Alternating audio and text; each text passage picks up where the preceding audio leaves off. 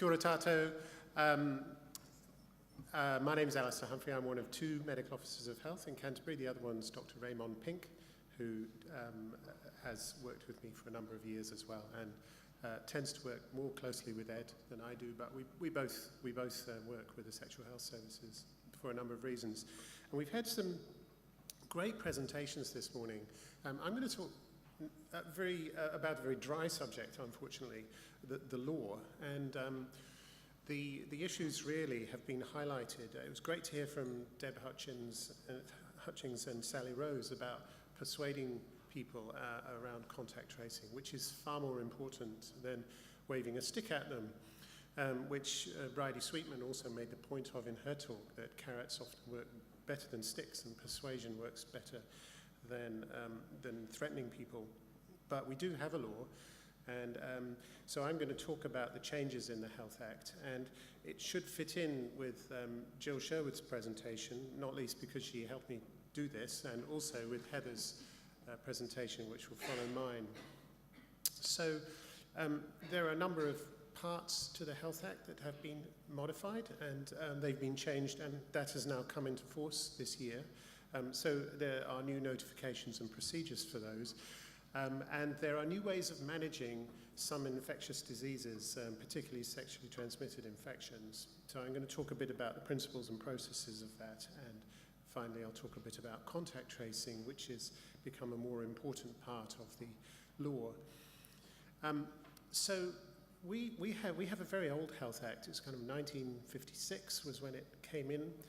It has been modified in a number of areas, so it's not as old as it seems, and this latest change to our law, which was called the Health Protection Amendment Act, has updated some parts of the Health Act, particularly with regards to infectious disease. And one of the things that it's changed considerably on is around human rights. I, unfortunately, had to invoke Section 79 for a number of years with a man in Christchurch who was what the Australians will call willful and reckless with his HIV infection. Under the old Act, there really were no human rights safeguards for somebody who came under that part of the Act. So it meant I had to build it into the way I worked. And I'm glad to see that the new Act actually builds those safeguards into the law itself. The new Act also improves infectious disease surveillance, as I said, particularly with regards to STIs, but some other things as well.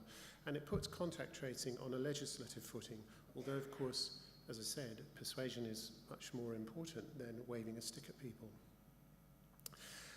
So there are some significant changes, and I've put the sections in. The contact tracing in other districts is something, if somebody moved out of our district now, we would be able to follow them from a legal perspective, which we couldn't do before. Section 74 has changed the way we notify. Schedule 1 itself has actually changed those diseases which are notifiable. So notably, HIV becomes notifiable. For a very long time it was not notifiable in this country and lagged well behind the rest of the world. And there's a fairly large section, Part 3A, which talks about managing infectious diseases and the kinds of legislative powers that we might have to manage a case. There's a considerable amount of guidance, which I recommend you look up, and this PowerPoint will be available to you. You probably can't read it at the bottom, but there is a link there to the guidelines, which Heather's probably going to talk about, but are part of the Ministry of Health website. And of course, most of us have already been contacted by the Ministry of Health, primary health sector, midwives, nursing councils, sexual health clinics, and others for whom this legislation is very important. So why have we got new notification requirements? Well, we want to improve the availability of information. We know that for a long time we've not had particularly good follow-up. We now have a different way of looking at health practitioners. It is not just doctors who are responsible for notifying now. It is all health practitioners, which is important. An important thing to get across to people. In the past, for example, a nurse might defer to a doctor to notify. Now it becomes a nurse's responsibility as well. There's also Section C diseases, which are those that are going to be non-identified. So HIV, AIDS, gonorrhea and syphilis are those new sexually transmitted infections that are put under that section. And that requires a different type of notification form. The labs are still continuing to notify, so they're still notifying in the normal way, but we always emphasize that health practitioners should notify themselves on suspicion, not leave it up to the labs to notify. And that direct notification from the labs is still occurring. There's a number of electronic means of notifying, and ESR will be using RedCap, but that has still not come in. So we're hoping that will be there by the beginning of next year. It's being fairly conservative because it may well be available more quickly than that. So previously, TB and what they call VD, or venereal diseases, used to have their own legislation. That's now been brought all under the One Act, which makes it a lot more logical. And the regulations themselves, which used to be quite detailed, now just basically tell you how you should notify. So they talk about forms and the minimum requirements. And this is a form that we've developed at Community and Public Health here in Canterbury, but there will be equivalent around the country that will be available. They're not to be used just yet because, as I say, ESR have not got their system together yet. So what we're doing is, if we do happen to get some of these, we're keeping them, but we won't be doing a retrospective exercise when eventually the system is up and running electronically. I have thrown some pictures in for you because the law is extremely dry and boring. So this is a glass sculpture by Luke Jerram of the HIV virus. So I mentioned before the difficulties of managing somebody under Section 79, and the paramount consideration always has been protection of public health from people who might spread an infectious disease. But that has to be done within the context of human rights, and that's now been built into the law, and particularly the way we deliver it. It's about dignity, respect, any special circumstances that somebody might face, and their own particular vulnerabilities. So it is now properly set out in a staged way in which we, with voluntary compliance, keeping the individual informed and explaining their rights all the way through, using proportionate measures to control the spread of an illness, and using the least restrictive measures. And if any kind of, if there is any powers that are used, they are time limited, and there are appeals that are built into it. So Section 79 has gone, so hopefully we won't be seeing this kind of headline, which we used to see here in Christchurch for many years when we were using Section 79 on one person, and it took a long time to get those people, there were more than one, off the Section 79 order, and I'm very happy to say that those that were under my responsibility are off the order and are doing very well, voluntarily compliant with things, and will not need enforcement. Here's another picture for you for entertaining you. You can lead a horse to water, but you can't make it drink. That's one of the oldest English homilies. There it is, written in English, if you don't believe me, but it's quite old English. And some people sometimes ask me who the medical officer of health is. They know who the horse is, but they're not quite sure who the other one is. But I do speak from experience. The law is useful, but often it's useful to have there. You don't use it a lot, but sometimes it's helpful to be able to explain to patients or institutions that there are legal, there's a legal process as well as a kind of health process, and they go hand in hand. So if we are going to use any of the powers under the Act, we talk about public health risk, and we talk about a substantial risk of serious harm. That's defined under the Act. And it's also, you have to think about the particular circumstances of a case. So all of you will know of times when something may appear to be particularly dangerous and isn't, or the other way round.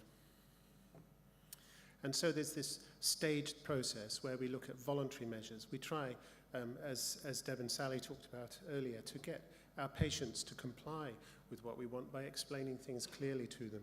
Sometimes it's useful to say, look, if you don't do this, there could be legal ramifications. Not necessarily using it as a threat, but explaining the background to the way the process works. So there's voluntary tracing, statutory contact tracing, and then the medical officer of health can issue directions under the Act to help control the spread of the illness. Sometimes they can issue an urgent public health order, which only lasts for 3 days, but allows them to confine somebody where necessary, unlike Section 79, which was an indefinite confinement without appeal. And then the courts themselves can issue a public health order which may extend that level of confinement and other conditions. And if somebody failed to comply with a direction, they could be prosecuted, and the consequences of that could be up to 6 months imprisonment or a $2,000 fine, neither of which would be particularly useful. And we were always mindfully aware that putting someone in prison for the spread of a sexually transmitted infection is not a very good idea. So the directions can be issued on individuals who pose a public health risk, or indeed contacts who pose a risk.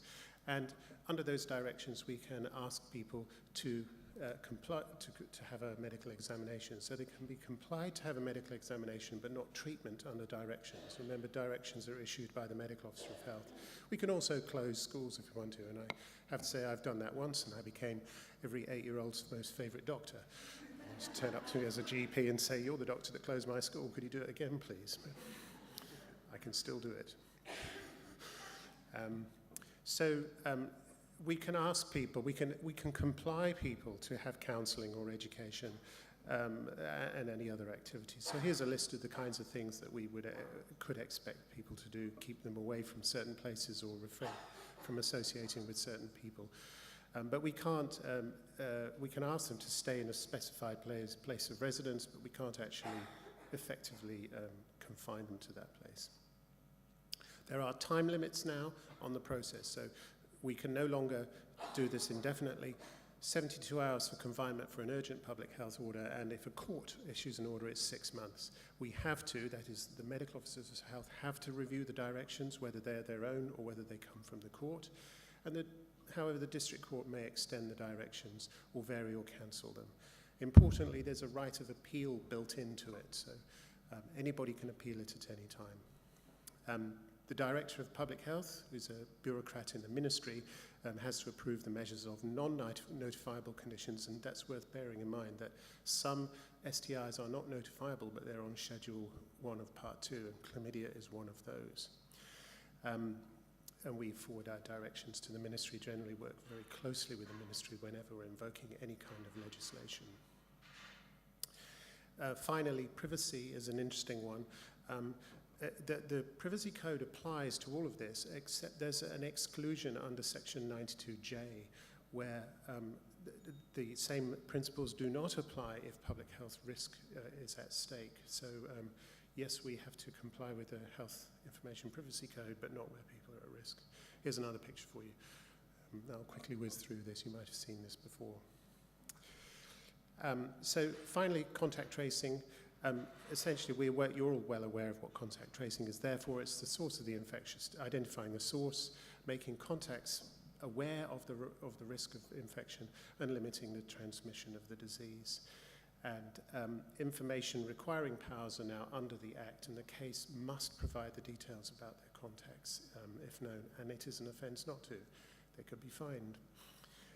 The contact tracer, that is, if you're a doctor or a nurse or any other health worker, you must not disclose the case's identity to the contact. That's going to be sometimes quite difficult, but the overarching principle is you're there to protect public health. And as I say, we can trace across districts. Formal contact tracers are medical officers of health and health protection officers, but in reality, it is going to be those people who work in a sexual health service or GPs. So although we kind of have the legal tag, we pass on or nominate either doctors or sexual health services to carry out that contact tracing on our behalf, because of course they're much more able to identify people. And the contact tracer must, if they're involving the case, which the case will, they have to consider whether the case can trace. Are they able to do that? So when would you do it? Well, it's most suitable for STIs, and particularly where there's a high risk of complications or an outbreak. So we don't have to do it, invoke the law all the time, but if we were going to obligate people, we would do that where there was a high public health risk. So in conclusion, non-identifiable notification is important and will occur by the end of the year through ESR.